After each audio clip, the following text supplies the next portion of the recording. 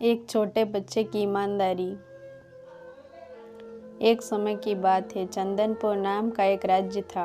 वहाँ का राजा बहुत अच्छा दयालु था, मगर राजा बहुत ही दुखी था क्योंकि राजा की कोई संतान नहीं थी और वह अपने राज्य का उत्तराधिकारी किससे बनाए। राजा मन ही मन बहुत सोचने लगता है। तब उसके मन में यह बात आती है कि वह राज्य के अंदर किसी योग्य बच्चे को गोद ले ताकि वह उसका उत्तराधिकारी बना सके और वह अपने राज्य को चला सके। राजा ने अपने राज्य में घोषणा कर दी कि सभी बच्चों को राजमहल में एकत्रित किया जाए। सभी बच्चे राजमहल में एकत्रित हुए। तब राजा ने सभी बच्चों को पौधे लगाने के लिए अलग अलग प्रकार के बीज दिए और कहा कि आप सब 6 महीने बाद इसी जगह पर अपना पौधा लेकर आना और हम देखेंगे कि किसका पौधा सबसे अच्छा है। जिसका पौधा सबसे अच्छा होगा वही इस राज्य का उत्तराधिकारी होगा।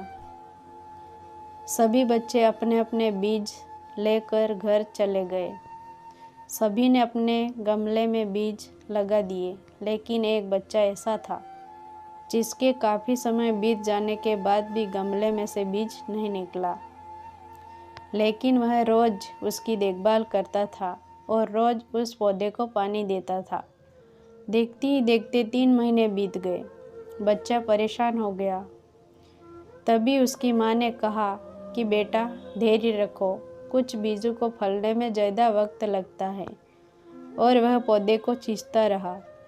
6 महीने हो गए, लेकिन पौधा नहीं निकला। अब राजा के पास जाने का समय भी आ चुका था,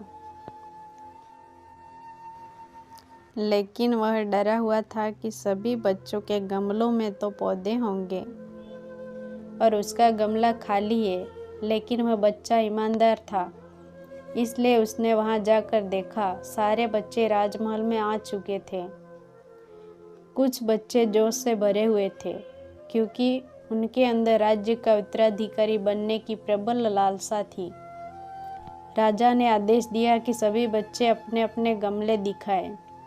तब सभी बच्चों ने अपना अपना गमला दिखाया, मगर एक बच्चा सहमा हुआ था क्योंकि उसका गमला खाली था। तभी राजा की नज़र उस खाली गमले पर पड़ी। राजा ने उस बच्चे से पूछा, तुम्हारा गमला तो खाली है।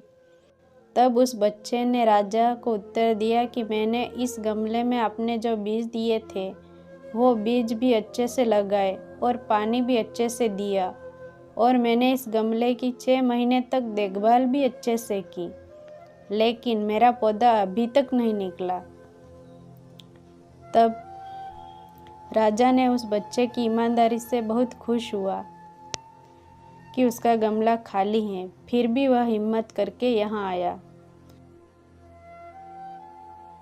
सभी बच्चों के गमले देखने के बाद राजा ने उस बच्चे को सभी के सामने बुलाया और राजा ने वह गमला सभी को दिखाया तो सभी बच्चे जोर जोर से हंसने लगे।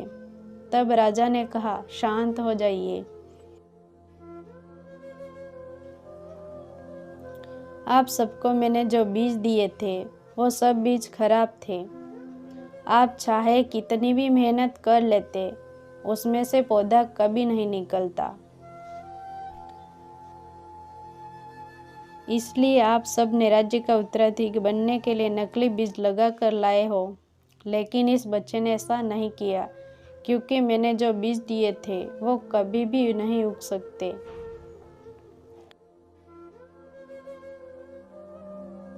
राजा उस बच्चे की ईमानदारी से बेहद ही खुश हुआ और उस बच्चे को राज्य का उत्तराधिकारी बना दिया गया।